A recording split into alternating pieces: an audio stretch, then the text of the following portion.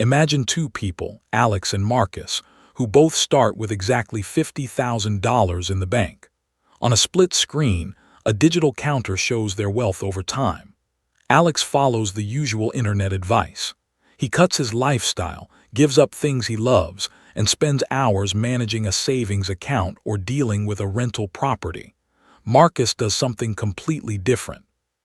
He ignores the hype and focuses entirely on asset velocity, which is simply the speed your money grows when you remove hidden friction.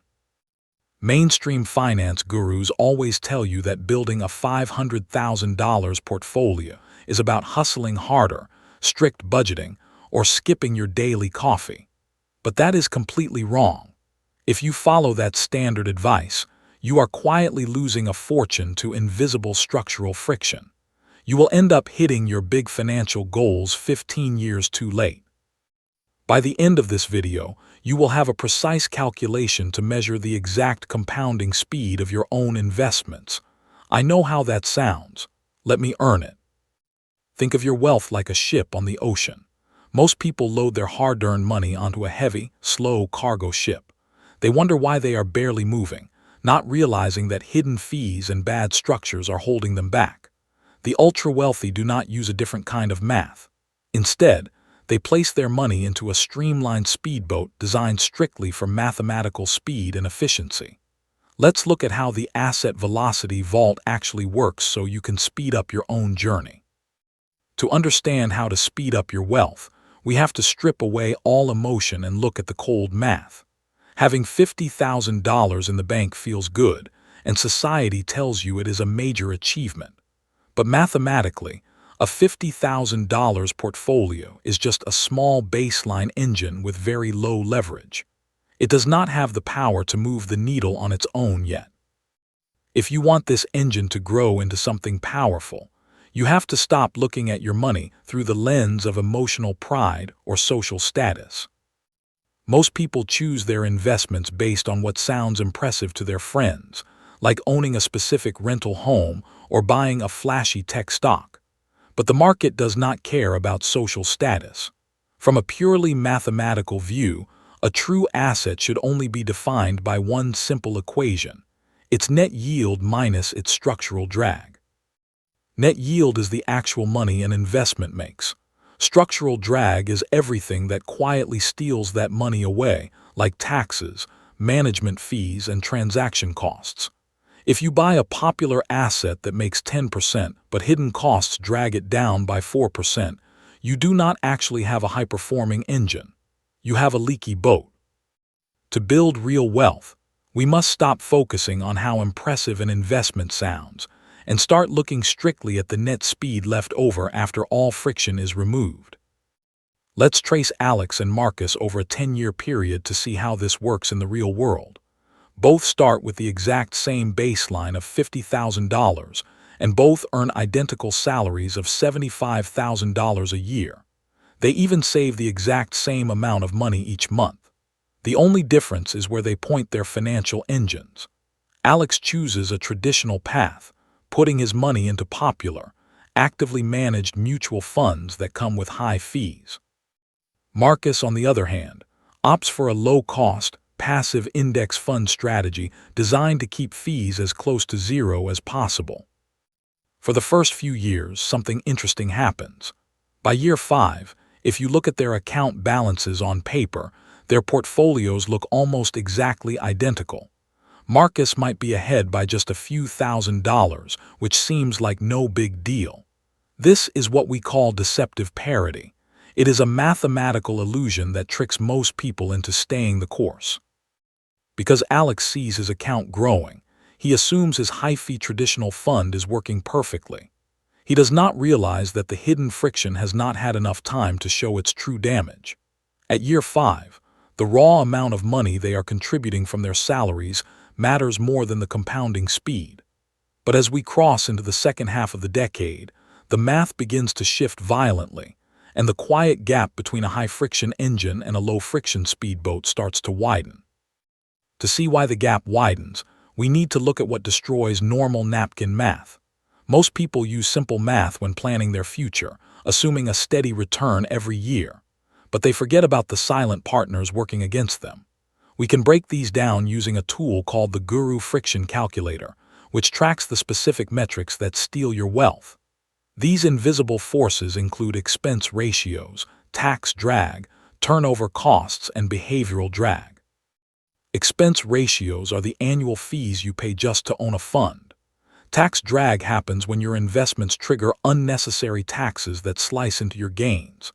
Turnover costs are the hidden trading fees created when fund managers buy and sell stocks too often. Finally, behavioral drag is the mathematical penalty you pay when you try to time the market, buying when you are excited and selling when you are scared. When you add all of these up, you see the real damage. On paper, Alex looks at his statement and sees a seemingly strong 8% gross return. He thinks he is doing great, but in reality, those variables he isn't even tracking are quietly hollowing out his growth. After paying the high fund fees, losing money to taxes, and paying for constant trading costs, his true return drops down to just 4.5%. He thinks his money is sprinting forward, but his engine is actually choked by friction, while Marcus's low-fee speedboat keeps almost every dollar it makes. To truly understand how this works, we need to look at how large institutions and the ultra-wealthy manage their money. Wealthy individuals do not use a magical, secret kind of math to grow their fortunes. They use the exact same math rules we are looking at today, but they point their financial levers completely away from friction. They focus entirely on structural positioning to make sure their asset velocity stays as high as possible. Instead of picking random stocks or paying expensive managers, large institutions take advantage of index inclusion rules. This means they invest in large groups of companies that are automatically updated by the market, removing the need for costly human decisions. They also use automated tools like tax loss harvesting. This strategy automatically offsets investment gains with minor losses to wipe out their tax bills legally. By setting up their money this way, the ultra-wealthy bypass friction completely. They know that trying to beat the market using human prediction is a losing game because the hidden costs will always catch up to you. Instead of working harder to earn a higher return on paper, they simply build a system where no silent partners can steal their growth. They treat their wealth like a business, protecting every single percentage point from unnecessary fees and taxes, allowing their financial speedboat to travel at maximum speed without ever slowing down. To understand how powerful this is, we can look at how institutional investors and the ultra-wealthy handle their money. Wealthy individuals do not use a magic formula or a secret set of math rules. Instead, they focus entirely on structural positioning, which means they set up their investments so that friction cannot touch them. They know that the easiest way to make a boat go faster is not to build a bigger engine, but to remove everything dragging in the water. Large institutions maximize asset velocity by using simple, automated rules. For example, they take advantage of index inclusion rules, which means they buy entire chunks of the market automatically rather than paying expensive managers to guess which single stock will win. They also use automated tax loss harvesting. This is a computer process that instantly offsets investment gains with minor losses, dropping their tax bill to nearly zero. By using these methods, the ultra-rich bypass friction completely. They do not get caught up in emotional debates about the next hot trend. They simply point their financial levers away from high fees and heavy taxes. They understand that a dollar saved from a fee is exactly the same as a dollar earned in the stock market. Because they protect their compounding speed from the very beginning, their money can run at full throttle while everyday investors are left wondering why their own portfolios are moving so slowly. Now let's fast forward 30 years into the future to see the definitive scoreboard. This is where the mathematical finality becomes completely clear. Both men worked hard, stayed disciplined, and saved their money every single month for 3 decades. But their final bank accounts look completely different because of the compounding speed they chose at the beginning. Because Marcus focused entirely on his asset velocity curve, his $50,000 starting engine had zero heavy friction holding it back. His money rocketed past the $500,000 crossover line and kept soaring straight to a multi-million-dollar finish line. He achieved true financial freedom decades earlier than most people. Meanwhile, Alex is looking at a completely different reality. His friction-heavy strategy caused him to miss that $500,000 goal by decades. The tragedy is that Alex did not fail due to a lack of effort, poor work ethic, or a low salary. He saved just as much as Marcus did. His failure was caused entirely by poor structural positioning. He kept his money trapped in an engine that was quietly leaking cash to fees and taxes every single year. Alex spent 30 years rowing against a heavy current, while Marcus simply let his streamlined speedboat do all the heavy lifting. To be completely fair, we need to look at the other side of this strategy. Marcus's high-velocity approach sounds perfect on paper, but it comes with real risks that you have to understand. A streamlined engine moves fast because it is tied directly to the stock market, and the market does not always go up in a straight line. You have to deal with intense market volatility, which means your account balance will swing up and down violently. The biggest risk is not the math itself, but your own emotions. It takes incredible psychological discipline to watch your portfolio drop by 30% during a market crash and do absolutely nothing. If you panic and pull your money out at the worst possible time, your speedboat will crash, and you will lose your velocity instantly. Alex's traditional investments might be slower, but some people prefer them because they feel safer or have less daily drama. There are also times when a traditional, lower-velocity asset actually makes sense. If you need cash in the next year or two to buy a house or cover an emergency, you should not put that money into a high-velocity index fund. You need short-term liquidity, which means you need quick, safe access to your cash without worrying about a sudden market drop. A simple savings account is slow, but it guarantees your money will be there tomorrow. High velocity is designed for long-term wealth building, and it only works if you have the stomach to leave the engine running through every single storm. Now that you see how the math works, it is time to move from watching to taking action.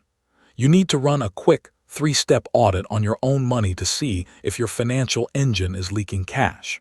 This diagnostic will turn vague percentages into hard dollar amounts so you can see exactly what you are losing. First, you need to run the fee drag audit. Open up your investment accounts, look for the fine print, and locate your expense ratios. Do not just look at the percentage. Multiply that fee by your total balance to calculate the exact dollar amount you are paying every single year just to own that fund.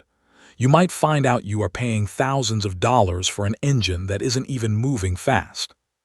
Second, take the overlap test. Many investors think they are safe because they own 4 or 5 different mutual funds. But if you look closely at what is inside them, you might find out they are all buying the exact same top-heavy stocks. This means you aren't actually diversified at all.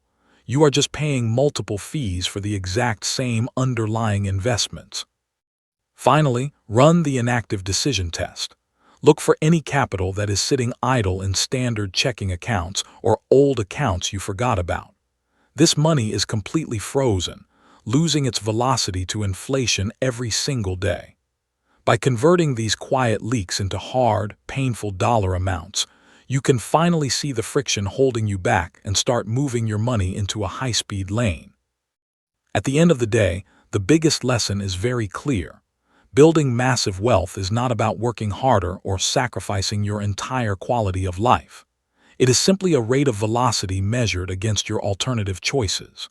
You can keep pushing a heavy cargo ship forward with pure effort, or you can step onto a streamlined speedboat that lets the math do the heavy lifting for you. To help you clear out the hidden friction in your own portfolio, I built a specialized tracking tool called the Asset Velocity Vault. This custom calculator is engineered precisely to let you run the exact 3-step audit we just talked about on your own accounts.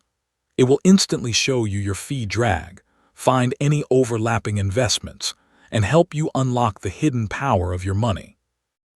Stop guessing with your financial future and start tracking your real data today. Hit like if this changed how you see asset velocity. Subscribe if you want to do the math on the next one.